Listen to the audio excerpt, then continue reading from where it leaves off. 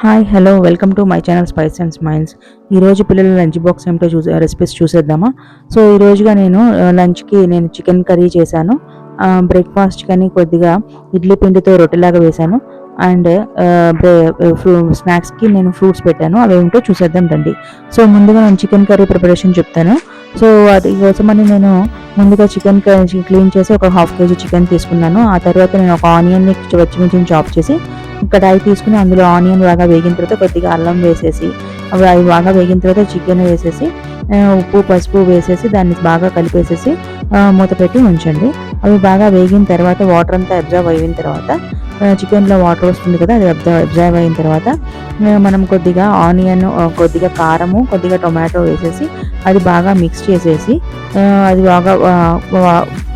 బాగా వేగిన తర్వాత కొద్దిగా వాటర్ వేసి ఒక హాఫ్ గ్లాస్ వాటర్ వేసి కలిపేసి పక్కన పెట్టేసేయండి. ఫైనల్గా దించే ముందునే కొత్తిమీర, కొద్దిగా ఒక స్పూను ధనియాల పౌడర్ వేసి స్టవ్ ఆపేసేయండి.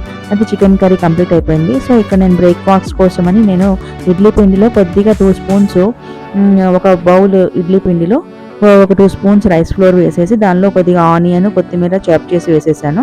అవి మొత్తం మిక్స్ చేసేసి ఇలాగా ఒక ప్యాన్ తీసుకొని ఆయిల్ వేసేసి దానిలో కొద్దిగా పెద్దగా మందంగా ఒక రొట్టెలాగా వేస్తున్నాను. అది బాగా మందంగా దోశలాగా వేస్తే అది కొద్దిగా బాగా వేగి మనకి బన్లాగా తయారవుతుంది. సో అది కలుపుతూ ఉండగా నేను పిల్లలకి పాలు కల్పిస్తున్నాను. పాలల్లో బూస్ట్ వేసేసి పాలు మిక్స్ చేసి ఇచ్చేసాను. వాళ్ళు పాలు తాగుతూ ఉంటారు. ఈ లోపల పిల్లలు రెడీ అవుతూ ఉంటారు. వాళ్ళు రెడీ అయిన తర్వాత ఇంకా పాలు తాగేస్తాను. బ్రేక్ఫాస్ట్ ఈ లోపల కంప్లీట్ అవుతుంది. ఇలాగ వన్ సైడ్ ఒక 5 మినిట్స్ మూత పెట్టి ఉంచిన తర్వాత మళ్ళీ తిప్పి ఇంకొక 5 మినిట్స్ ఉంచండి. ఆ తర్వాత స్టవ్ ఆపేసేసేయండి. స్టవ్ ఆపేసి పక్కన పెట్టేయండి, వేడివేడిగా ఉంటుంది కాబట్టి.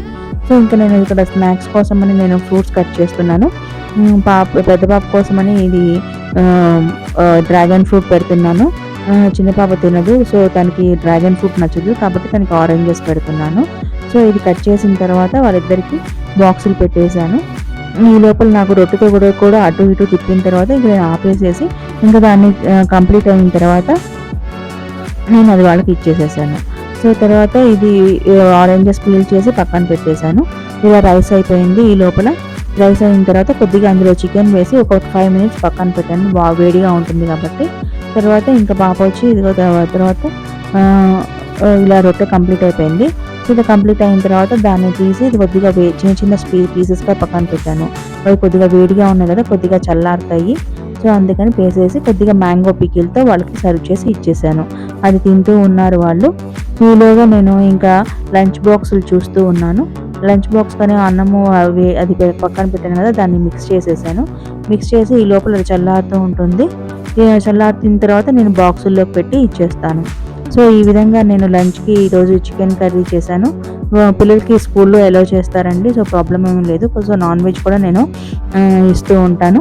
ఇంకా సాలడ్ కోసమని నేను కొద్దిగా కుకుంబర్ పీసెస్ పెట్టాను. కొద్దిగా డైజెషన్కి అది కూడా మంచిది అవుతుంది. చికెన్ కర్రీ కదా.